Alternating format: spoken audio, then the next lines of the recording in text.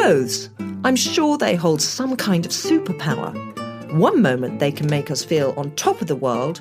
The next they make us want to crawl under the nearest rock and stay there until the very end of civilization. I'm Susanna Constantine, and this is my Wardrobe Malfunction podcast, a little sanctuary where I talk to a very special guest about their relationship with clothes. We hear about their comfort blanket, their burial suit, and never leave without discovering their most humiliating wardrobe malfunction.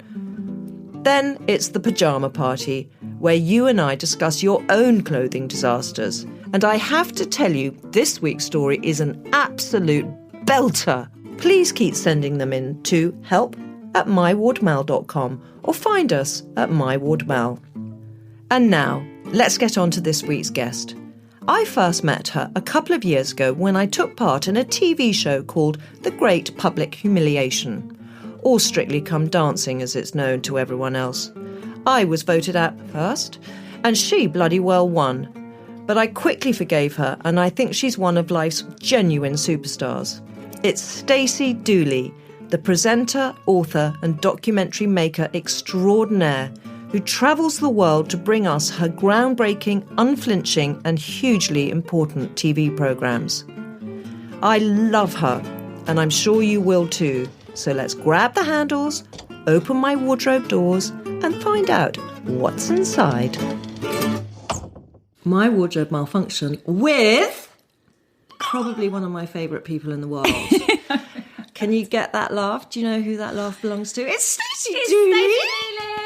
It's Stacey Dooley! Clapping myself. Do you know, I've had the most eventful morning. So Susanna C and I sat on my sofa and she's brought, obviously, you know, the guys that help with the podcast, and then two like sensational guitarists came in the flat and started singing happy birthday. Because it is Stacey's birthday. Well, it is Stacey's birthday and it isn't her birthday. My party tonight and my birthday on Monday. Yeah, so we're having a little pre-birthday celebration. And you got me a beautiful necklace. And I got a little present because I love her deeply. I'm so grateful. Deeply, deeply, truly, madly. And, okay, so Stacey, the first thing is I want you to describe what you're wearing now.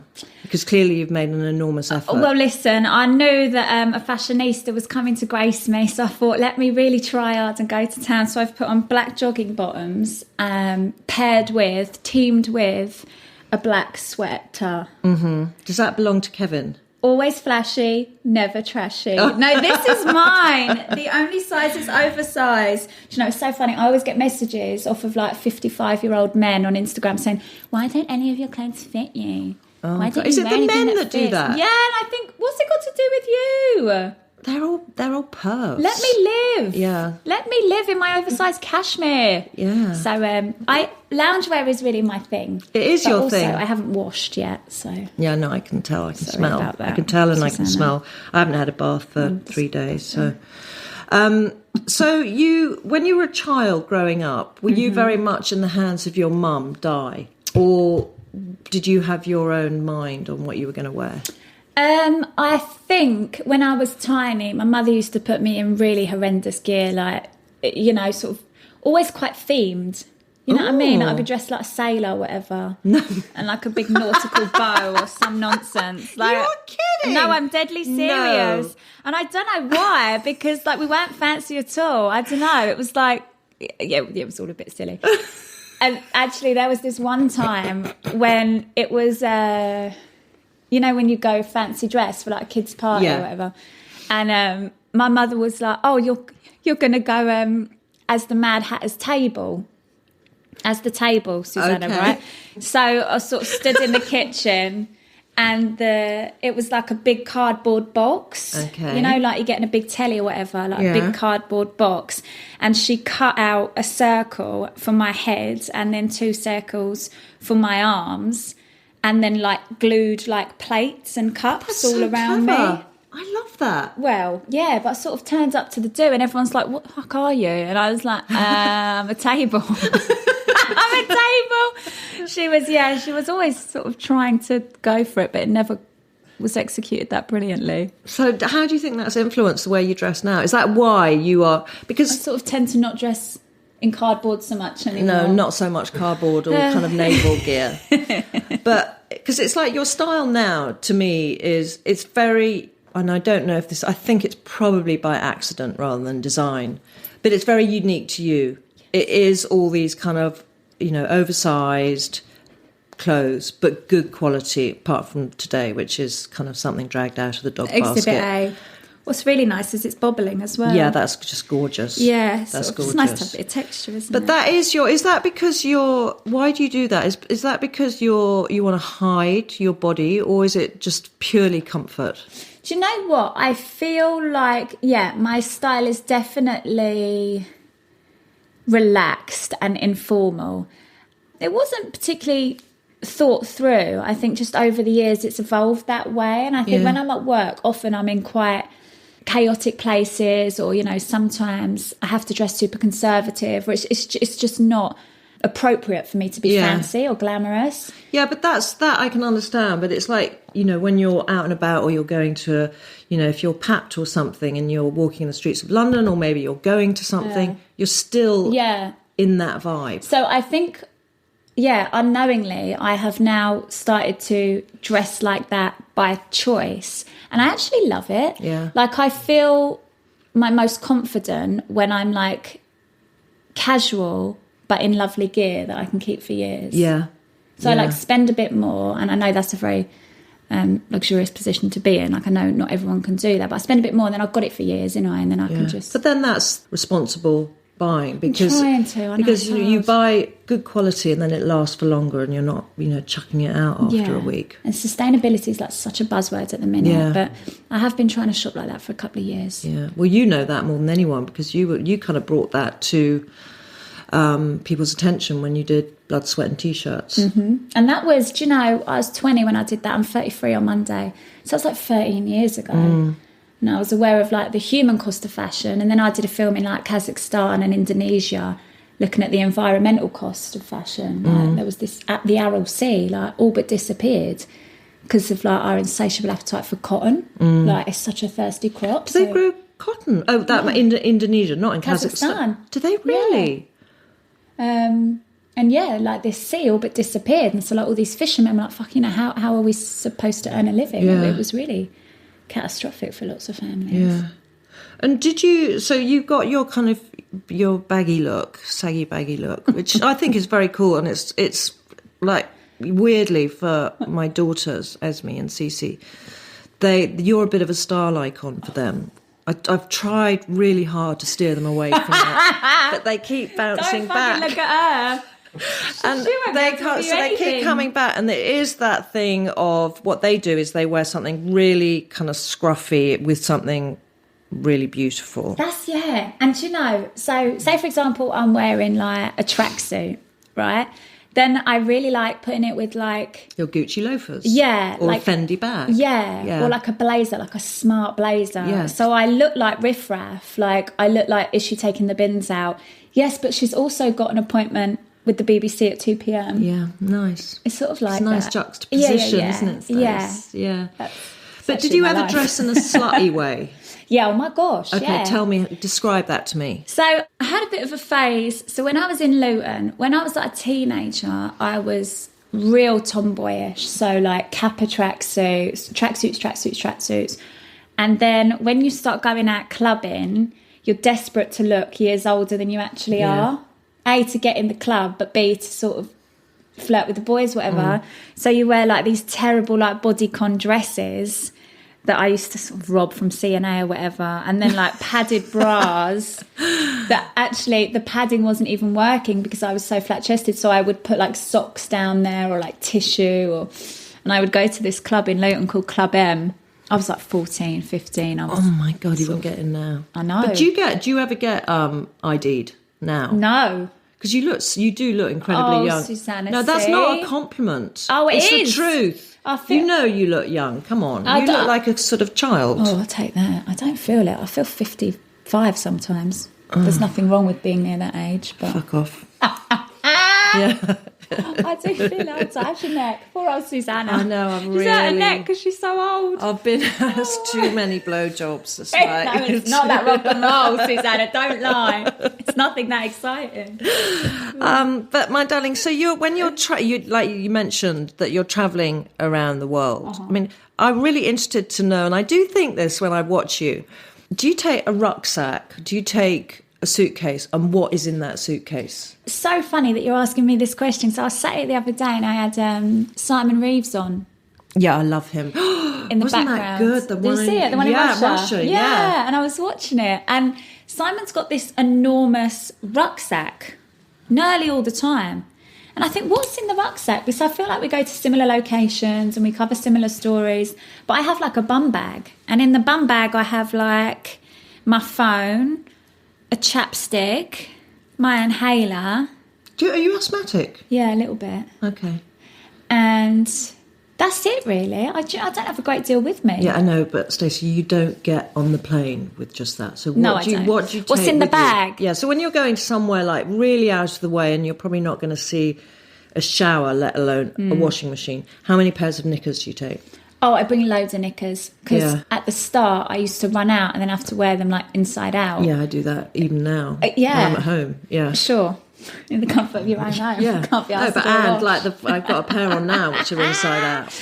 But I was doing when I was back and forth. I was in Iraq a couple of times, and there's nothing. I mean, it's all kind of. We were near Mosul, so it's been completely devastated. Everything's been ruined. You know that there's no hotels, there's no guest houses, so we would like live on a roof.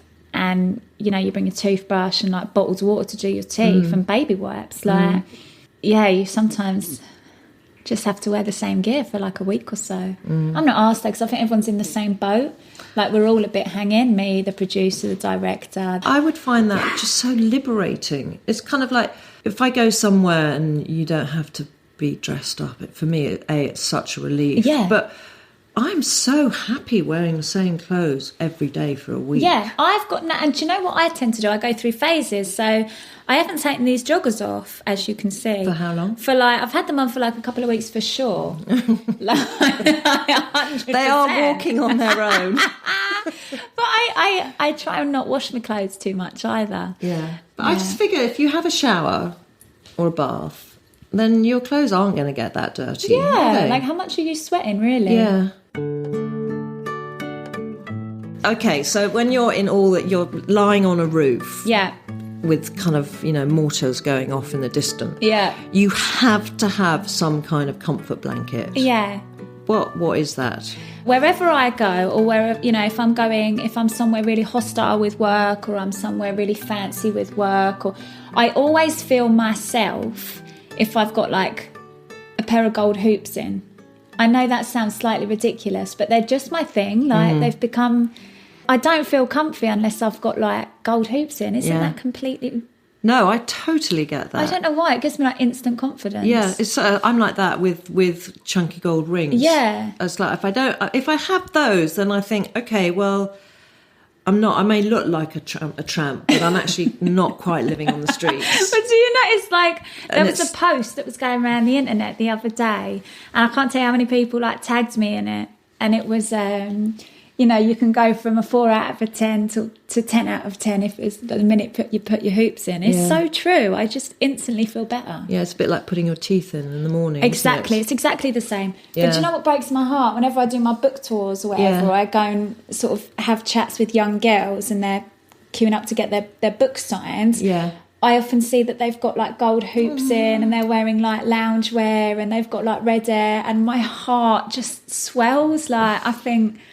I love them. I just think that it's so adorable. Have you cleaned your teeth this morning, by the way? I didn't think so. They're looking a bit furry. But they're lovely teeth. No, you've got beautiful teeth, but they are a bit furry. I haven't washed my armpits. No, but that's okay. I haven't washed anything. I'm disgusted. I didn't know I was going to have all these guests. Otherwise I would have been so fancy. I didn't know I was be entertaining today. I didn't know I was going to be on show. So, Stace, fame came upon you quite drastically and quickly. Did you feel judged in your appearance then, or is it something you've never really worried too much about? I think the older you get, the better you get at dealing with that. So when I was 19, 20, I sort of was suddenly on telly, and you sort of pick yourself apart, don't you? You think, oh my God, my skin's horrendous. Oh my God, my upper arms. Oh my God, I hate that outfit. Oh my God, da, da, da, da, da, da, da. But actually you realise very quickly you don't have to do that because there's other people to do it for you. Yeah. And then as the years have gone on, I know this sounds very earnest and very kind of worthy, but you realise it's just so unimportant, you know, and people are really beautiful and really attractive when they've got something to say and the way they make people feel. And of course I still indulge in fashion. I love fashion. It's like total escapism. But I understand, you know, it's not the priority. And I care much less. I really do. I don't give a fuck. I don't care what strangers think, because if I did, I'd never leave the house. Yeah. So I'm just going to do what I want to do, wear what I want to wear, you know? And that's where I am now. Yeah. I mean, do you think you kind of that sentiment and that way of thinking is because you've got the luxury of being, or the benefit maybe, of being so successful in what you do and so well respected for what you do that you can afford not to give a fuck about clothes? I think... being in the public eye. And again, without sounding, you know, very noble, I think because of what I do for a living, I understand ultimately what's important, you know, and... the truth is, there are so many women around the world that have got so much fucking worry about other than, you know, Insta photos and kind of making sure you look the part 24/7.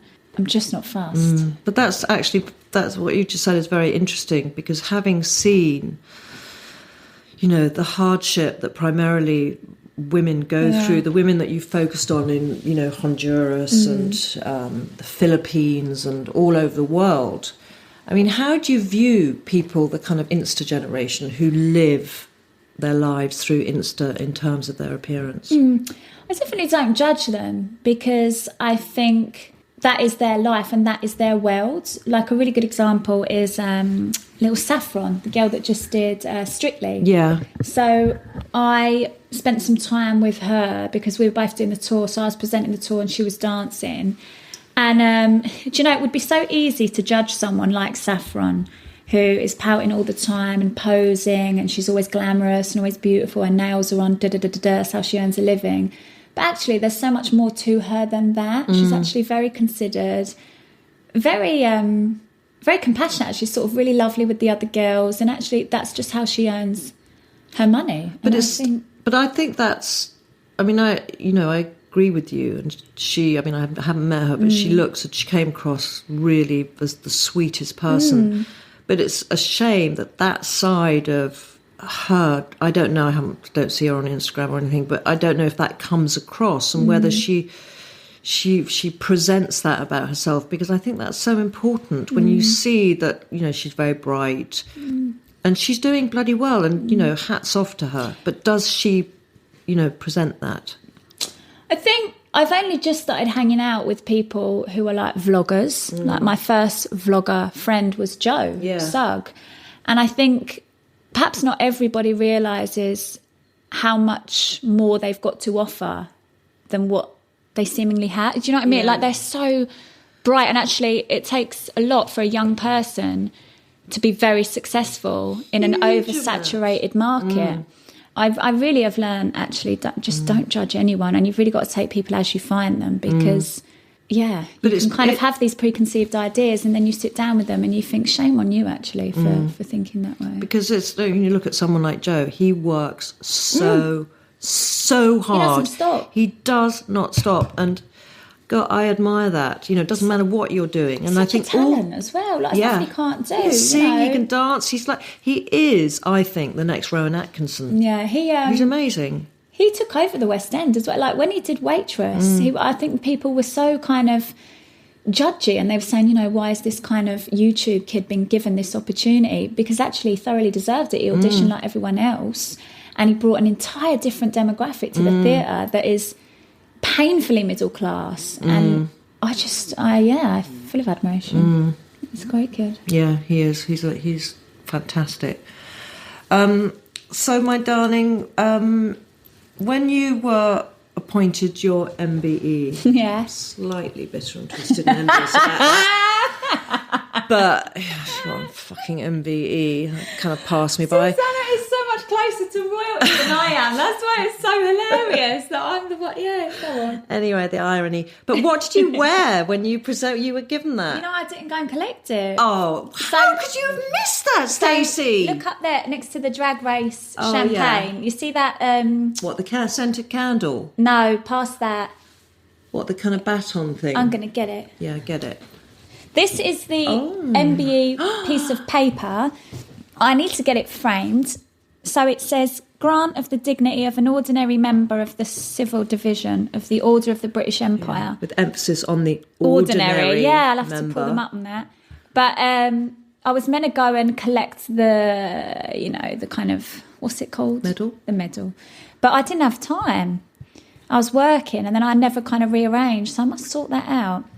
I mean, that is quite mad, isn't amazing. It? Yeah, I need to get a frame. Yeah, you must do that. I can take it with me and get it done for you. You could take it and just scratch me out. Put my name and there. And just Tipex me out. That's a really good idea. I think I'll do that. Yeah. Okay, so what has been your worst wardrobe malfunction, where Stace? do I start? So many ridiculous outfits. I can't begin to tell you. I mean, Luton was a very kind of hazy vibe, sort of. I used to go down, like I've said, I would go down the town dressed in the most ridiculous, like, bodycon outfits with, like, heels that I couldn't walk in, and, like, I'd be so desperate to keep with them that my feet would be blistered. I can't imagine you in heels. Oh, my goodness. Ever. And then I went through quite a kind of waggy phase where I would wear, like, you know, leather leggings and, like, a white T-shirt and a blazer. Like, you know, kind of just not me at all. Like, the last few years, I just kind of... Your clothing is bulletproof now, isn't it?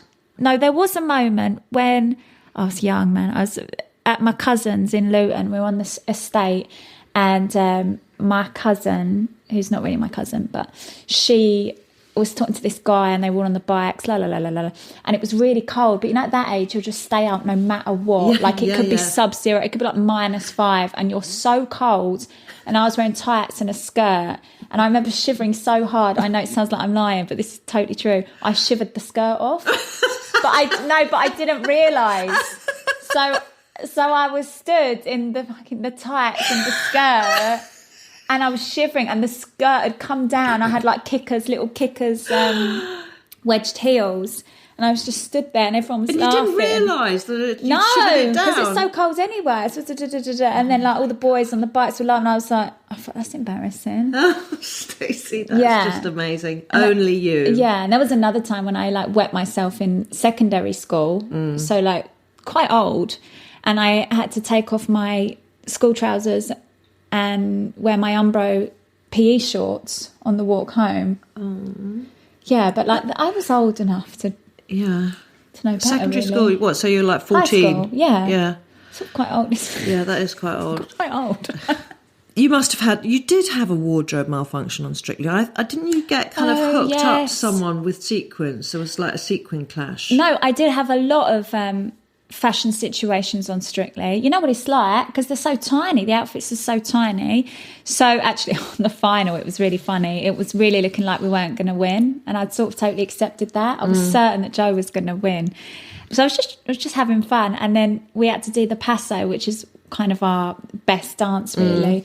And I sort of was really going for sort of bang bang bang with the skirt, and I flashed my Annie to the whole nation. I think it was like 13 million people watching that night or whatever. I was like, that's so embarrassing. I've just shown Your my little fan area. But luckily, you know, they're all built in leotards and stuff, so it was like you could see the shape but you couldn't see anything else.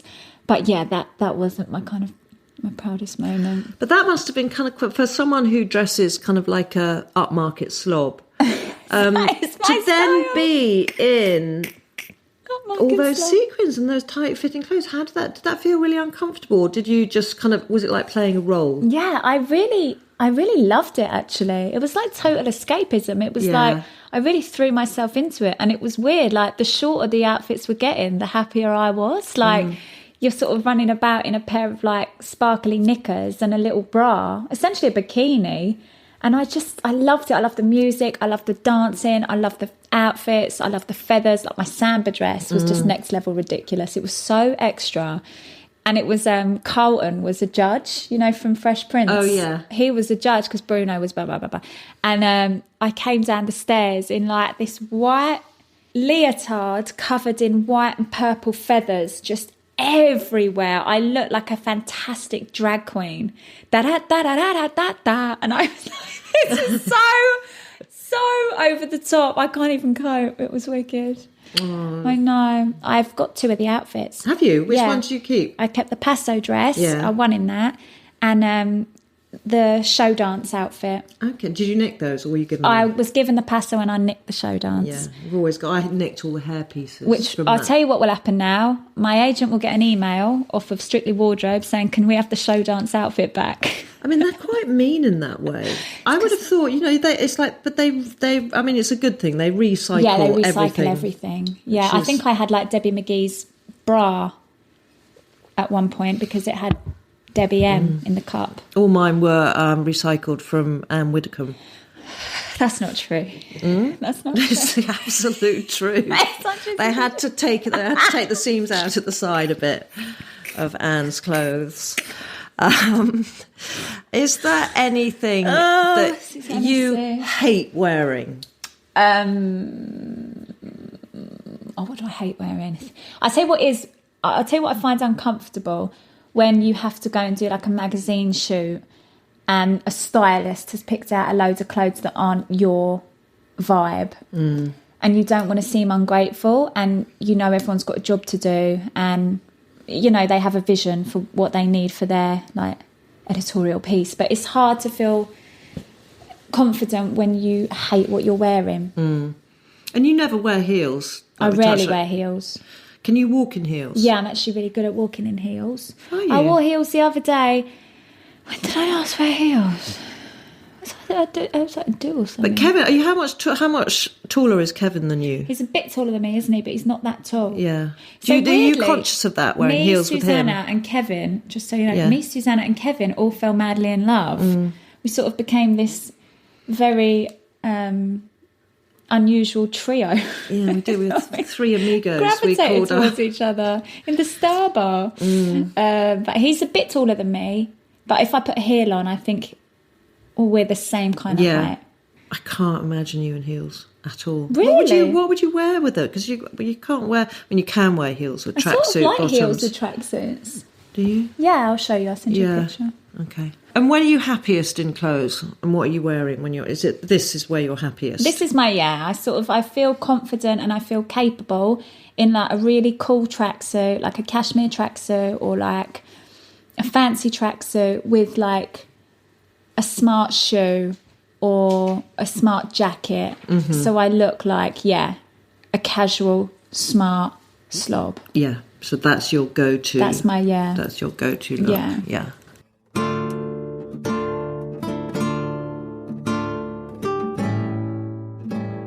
Okay, my sweetheart. So you're very young, you're a child, but one day you are going to die.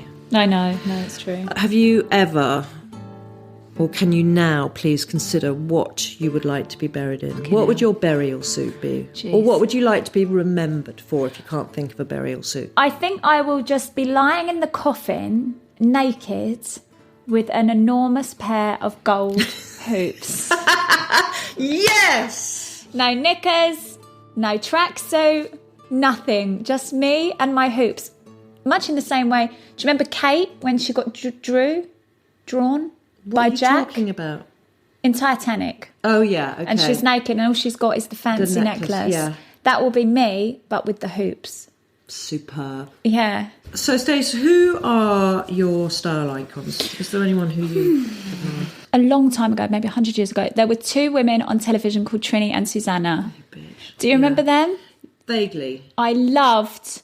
Was it Trini? I think I really... Hey, my style icons. Do you know, there's a girl who's from Denmark. We met for a moment a couple of years ago at the Copenhagen Sustainability Summit, and I've been perving over her for such a long time from a distance. And she's just so cool, and she's very kind of effortless, but also kind of oozes like low-key glamour. Like she's so wicked, a girl called Peniel. And then we met for like a couple of seconds, and I was genuinely a bit starstruck, which is so ridiculous, isn't it? I just thought, like, she's bilingual and she's got like a wicked little family, and she rewears a lot of her outfits, and I just thought, oh, you've really got it going on. I love Vanessa Paradis. I think she's really cool. Like when her and Johnny were together, I always look at old photos of them. Yeah, because you're similar. I mean, my God, I wish. But you're similar body shapes, you're similar builds. So the stuff that she wears, you could easily wear. She's amazing. Yeah.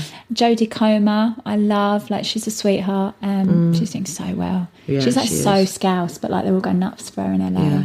Yeah. But every time I see her, like she came to one of my screenings and sort of the BAFTAs, but she's so beautiful. Like her face, like. And she'll wear like tracksuits. And, she'll always look kind of quite chill. But mostly like the Scandi girls that live in Copenhagen just kill me. Yeah. Is there anything that, you know how we like to wear things that our partners or boyfriends or husbands hate? What does Kev hate you in? Oh, so actually on the whole, he's always very sweet. He always says, oh, you look the part, Stace. And he really kind of entertains me. If I've bought something new, he says, oh, let me see, give us a twirl. He pretends he cares. But there's this pair of sandals that I am completely in love with, like a real treat. Got them in duty free, the Chanel's, the Velcro sandals, and I was walking about the house in it, just so made up, and he was like, Stacey, they are so horrendous. It was like my nan who used to take us to like Grimsby, Cleethorpes Beach or something. She had a pair very similar from Shoe Zone, and he was like, you could have just asked, and I'd have hooked you up.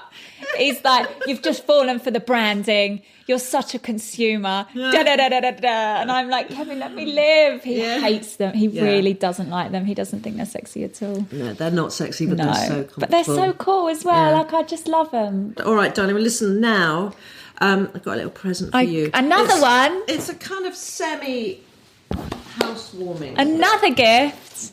You won Strictly. You've got the glitter ball up there, which I thought you'd lost. Yeah, someone pinched it at the rap do, but Kev got me another one made. Oh, he's so sweet. Breaks my heart. So this is just to add to, so you can never, ever break free from the label of winning Strictly. Champion. And it's beautifully wrapped. This is my second gift off Susanna, I would just like to say. Beautifully wrapped. That little tear there in the corner, That's it's lovely. deliberate. No, of course, it's supposed to. So I can just look, because then I can just do this. Yeah. Do you see? Yeah. Oh, fucking brilliant! Do you know, I can put this up tonight. Yeah, it's like you can have it. Get a board, you can have a little disco in here. Do you know what? I'm going to get some blue tack. It won't. Bit It of won't sellotape. work. Blue tack won't work. But when you move into your new place. Well, when you get your new place, and it is a second. It's like I nicked it off someone who had it already, so I didn't buy it. And then you can hang it. So in your new place, I think it would look really great in the toilet or something. Do you know what? It will, and I will, because I'm looking at new places. Yeah. And I'm going to have. I'm going to be like a proper adult. I'm going to have more than 2 bedrooms, so I'll have loads of choices where I can put my ball. Yeah. My glittery ball. That's glittery so sweet of you. Thanks, girl. Thank you to the sublime Stacey for allowing us to invade your flat. You were very hospitable and very long-suffering. And now, it's the pyjama party. And today, we've got a call I never thought I'd make.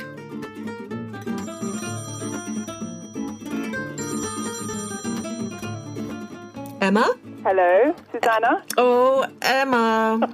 I'm not going to lie, but your wardrobe malfunction, I think, is possibly the best. I've been there. So will you please tell me what happened? It was excruciating. So my husband at the time was running for Mayor of London. So your husband is Stephen? Steve, yes. Steve Norris, okay. Yes. So, and have you ever been to the Winter Ball? It's this really it's the Conservatives' big ball they have at the beginning of the year where all the great and the good go. Okay, I'd rather shoot myself in the left eye, but yeah. So exactly. So Steve, we were going along. Steve was running for mayor. The election was that year. So there was slightly quite more attention on us than I would like to, than normal. Mm-hmm. And so I put on this long black dress, and I thought, I better put something in underneath to suck me in. So I bought one of those Spanx that sort of go from the top of your knee all the way up to just underneath your boobs. Yeah, and Trini and I used to make them, magic knickers. Well, they were probably ours that you were wearing. One of yours, yeah. Anyway. And it had a hole so that you don't, because you cannot get it off. So a hole, let's be clear now, a hole in the gusset. So that you... A gusset hole. So that you can do a wee-wee without yeah. taking it all down. Yeah. So anyway, obviously, halfway through the dinner, I decide I need to go to the loo. So off I go to the loo, and I lift up my dress rather smugly, thinking, this is just marvellous. I just have to lift up my dress and sit down, and released myself. And I thought, that's very strange. There's nothing coming out. And then I felt this awful, warm, moist feeling going up my back. And I realised I hadn't checked to see if the hole was in the right place. And it clearly wasn't. So it all went up my back. Oh my God. And it was just, and then in my panic I was going, okay, you need to clench now and stop. And I couldn't because I was so panicked. Oh my God, so what do you, so you, hang on, okay, let me just take a deep breath here. So basically you sat on the loo, you tried to do a wee through yes. the aforementioned yes. convenient little yes. hole. Yes. You misfired. Yes. And all the wee went up your back. Yes. What did soaked. you do? What do you do? No, I sat there with my head in my hands, and I won't say what I was thinking. I can imagine. And I just thought, what am I going to do? What am I going to do? Because I knew I had to go back out, because the leader of the party at the time, I think it was Michael Howard, was about to stand up and, say how marvellous my husband was. And I knew I had to be there sitting next to him looking adoringly. And I thought, I've got to go back out. So I took it off. What? I literally... So I got undressed, took this soaking wet bit of Spanx kit off, put my dress back on, and went out there, Nicholas.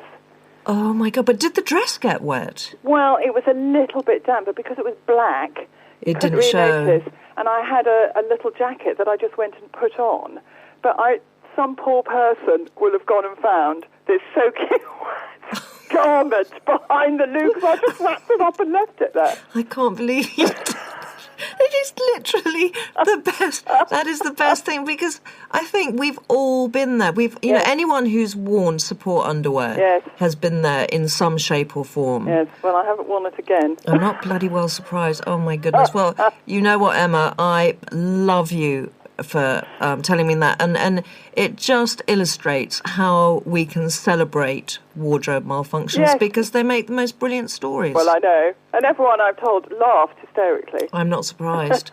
Well, you and your Spanx are superstars. Oh, thank you. Oh, thank you, and bless you for ringing in with it. Thank you so much. All right. All right, Emma. Take care. You. Have Bye. a lovely day. Thank you. Big Bye. kiss. Bye. Bye.